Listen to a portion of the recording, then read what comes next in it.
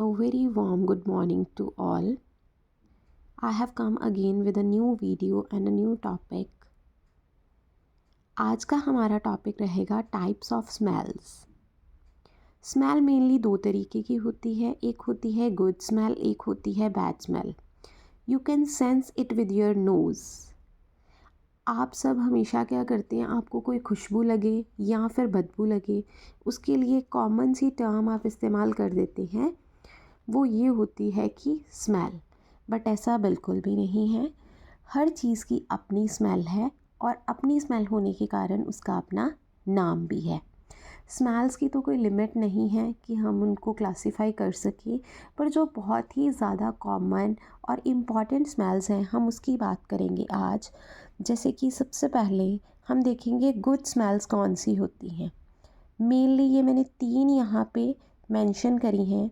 Number 1 is fragrance, number 2 is aroma, number 3 is Saint.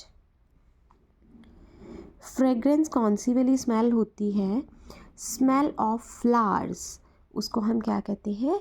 उसको हम fragrance के नाम से बुलाते हैं.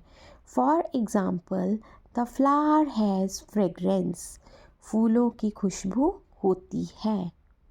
सेकंड हमारे पास आ जाता है aroma. Aroma means smell of foods और ड्रिंक्स. जो खाने पीने वाली चीज़ें होती हैं, आप ये नहीं कह सकते कि उसका फ्रेगरेंस बहुत अच्छा है. वो आपका ग्रामेटिकली भी सेंटेंस गलत होगा और जो सुनेगा उसको भी लगेगा कि आपको बेसिक नॉलेज बिल्कुल भी नहीं है. तो for example, the aroma of food wafted through the air. घर पे कई बार हम कोई सब्ज़ी बनाते हैं तो उसकी जो अच्छी वाली खुशबू है वो पूरे घर में फैल जाती है. इन दैट केस आप ये वाला सेंटेंस जो है वो यूज़ कर सकते हैं. Next one is scent. तो सेंट जो स्मेल होती है वो होती है परफ्यूम्स एट्सेट्रा की. इसके लिए एग्जांपल रहेगा सैंडल हैज़ स्वीट सेंट. ये तो हमारी हो गई गुड स्मेल्स. अब हम बात करेंगे अपनी बैड स्मेल्स की.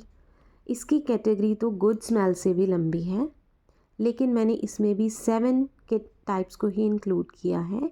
Number 1 is reek, whiffy, pungent, acrid, musty, putrid, stink. इनको भी हम टर्न वाइज पढ़ेंगे विद एग्जाम्पल्स. सबसे पहले आ जाती है वीफी.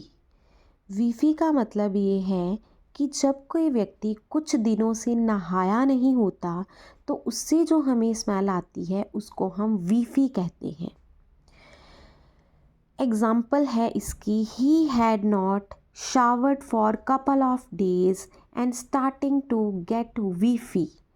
वह कई दिनों से, कपल ऑफ डेज़ का मतलब है मल्टीपल डेज़, कई दिनों से नहाया नहीं था, इसलिए उससे जो बिना नहाए बदबू आती है वो आनी स्टार्ट हो गई. Next one is rig. धुआं और जो भाप वगैरह उड़ती है उसकी स्मेल आप देख सकते हो. जो बड़े दिनों से नहीं नहाता उसकी गंदगी वाली बदबू से मैच नहीं करती है, वो डिफरेंट होती है. तो जैसे धुएं वाली स्मेल है या भाप की स्मेल है उसको रीक कहा जाता है. इसके लिए हमारी एग्जांपल है, where there is reek there is heat. जहाँ पर आपको धुआं या भाप की स्मेल महसूस होती है वहाँ पे गर्माहट भी ज़रूर रहती है. Next one is pungent. Pungent बहुत ही तीखी वाली बदबू होती है, जैसे कि फ़िश मार्केट, गार्लिक, अनियन, उसकी स्मेल को हम कह सकते हैं. तो it has a pungent smell of garlic. इस चीज़ में से लहसुन की गंदी वाली बदबू जो है वो आ रही है. नेक्स्ट वन है हमारे पास, फोर्थ वन, एक्रीड. जलने की जो गंदी स्मेल होती है वो अलग होती है. आपका नोज़ आपको ये सारी स्मेल्स का डिफरेंस बताता है. उसकी एग्जांपल है, the air was acrid with smoke from burning houses. जो घर जल रहे थे उनमें से बर्निंग की एक गंदी सी स्मेल आ रही थी. नेक्स्ट वन इज़ मस्टी, सीलन की स्मेल, गीलेपन की स्मेल। कई बार आप अपने गर्म कपड़े पहनते हो, वो अच्छे से ना सूखे हो तो उसमें से आपको डैम्पनिंग की स्मेल आती है। और अगर आपका वॉशरूम भी कई बार अच्छे से क्लीन नहीं होता है, सूखता नहीं है सारा दिन, तो उसमें से भी आपको एक अर्दी सी स्मेल आती है। तो इसके लिए एग्जांपल है, there was a damp musty smell in the room. कमरे में से सीलन की बदबू आ रही थी। Next one is putrid. Putrid होती है सड़ी हुई चीज़, जैसे कि कभी कोई जानवर मर के सड़ जाता है या पड़ी पड़ी कोई सब्जी सड़ जाती है, उसकी स्मेल को कहते हैं। तो इसके लिए एग्जांपल रहेगा, I was hungry but there was only putrid bread. मेरे को बहुत ज़्यादा भूख लगी थी, लेकिन उस टाइम सिर्फ एक सड़ी हुई ब्रेड ही उपलब्ध थी, अवेलेबल थी।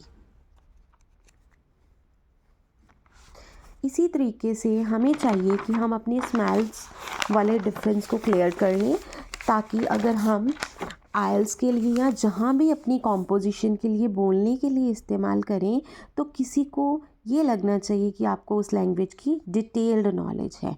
And the last one is stink. इसको हम थोड़ा कॉमन कैटेगरी में लेके चले जाते हैं, जो गंदी स्मेल होती है। अगर हमें कई बार उसके लिए कोई अप्रोप्रिएट टर्म ना नज़र आए, तो हम उसके लिए क्या यूज़ कर सकते हैं, स्टिंक। इसके लिए एग्जांपल है, शी वोर स्टिंकी सॉक्स। उसने गंदी स्मेल वाली जुराबें पहनी थी। तो हमें इन सबको बड़े अच्छे से क्लैरिफाई कर लेना चाहिए, ताकि हमारी जो टाइप्स ऑफ स्मेल्स हैं वो हमें बहुत बढ़िया तरीके से क्लियर रहे। इस तरीके की अगर आप कंपोजिशन, चाहे आप स्टूडेंट हो, चाहे आप कोई कोर्स कर रहे हो इंग्लिश का, चाहे आप आइल्स के लिए हो, टॉफल के लिए हो, अगर इतनी ज़्यादा आप अपनी वोकैबुलरी को स्ट्रॉन्ग रखोगे, तभी आपका कुछ बन सकेगा। तब आप डिफ्रेंशिएट कर पाओगे और हर चीज़ में से अच्छा स्कोर कर पाओगे।